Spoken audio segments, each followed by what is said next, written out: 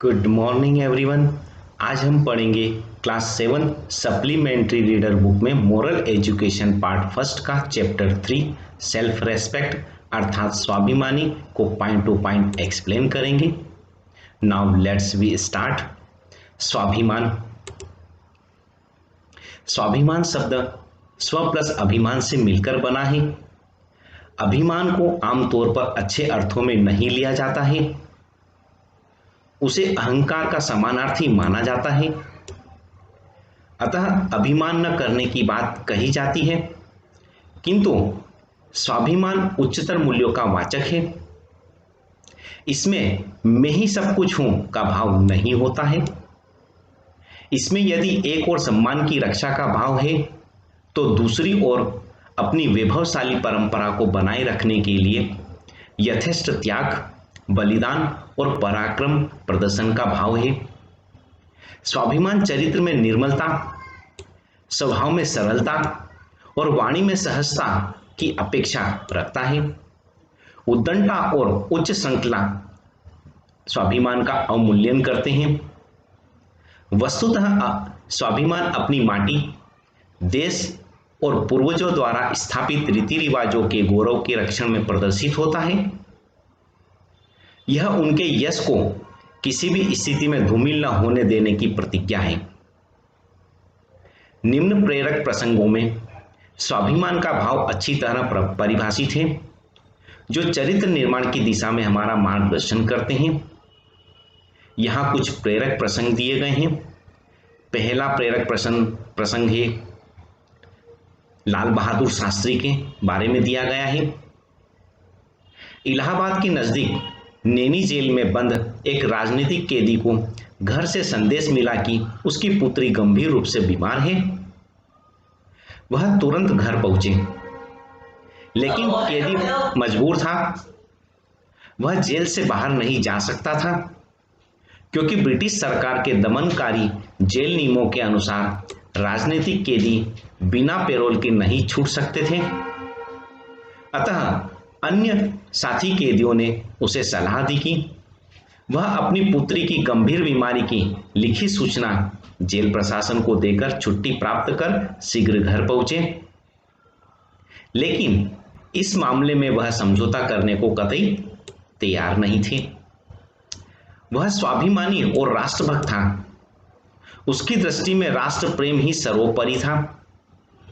उसका विचार था कि मैं स्वाधीनता प्राप्ति के लिए जेल में आया हूं।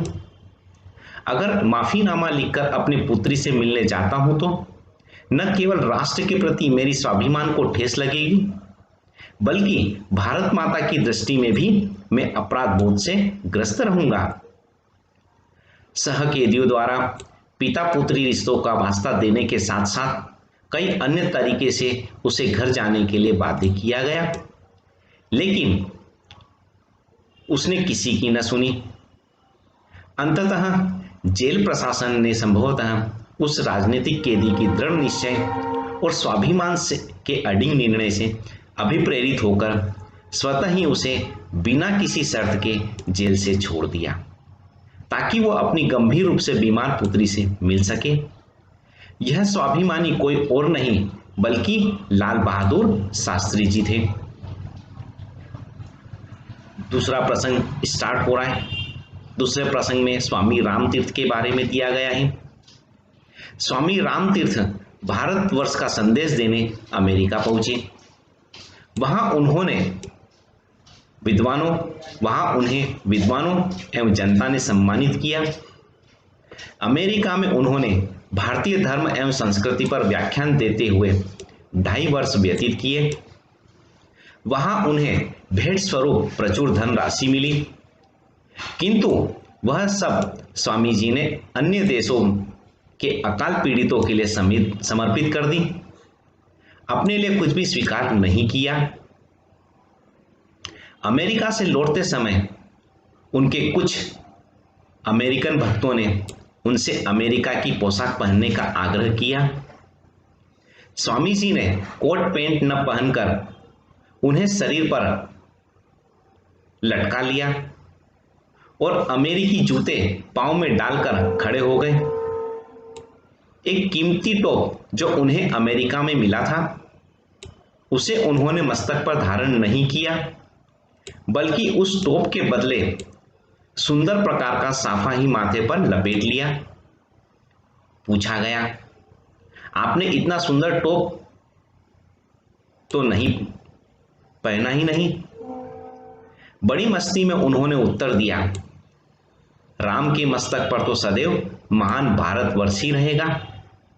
इतना कहकर उन्होंने नीचे झुककर मातृभूमि की मिट्टी उठाई और माथे पर लगा ली।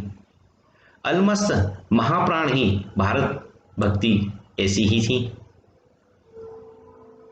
तीसरा प्रसंग जगदीश चंद्र बसु के बारे में है। प्रोफेसर जगदीश चंद्र बसु लंदन विश्वविद्यालय में विज्ञान स्नातक की डिग्री लेकर भारत वापस लौटे। वहां आते ही कलकत्ता के प्रेसिडेंट कॉलेज में भौतिकी के प्राध्यापक पद पर उनकी नियुक्ति हो गई। उस समय कॉलेजों में अधिकांश अध्यापक अंग्रेज हुआ करते थे। बंगाल का शिक्षा संचालक भी अंग्रेज था, अतः भेदभाव की नीति बढ़ती जाती थी। अंग्रेजों की तुलना में भारतीय प्राध्यापक को कम वेतन दिया जाता था। आचार्य बसु ने वेतन लेने से इनकार कर दिया। उन्होंने इस अन्याय का विरोध करते हुए कहा, मैं वेतन लूंगा तो पूरा, अन्यथा वेतन नहीं लूंगा। पूरे 3 वर्ष तक उन्होंने वेतन नहीं लिया। वेतन न लेने के कारण आर्थिक तंगी हो गई। कलकत्ता का महंगा मकान छोड़कर नगर के बाहर दूर एक सस्ता घर लिया।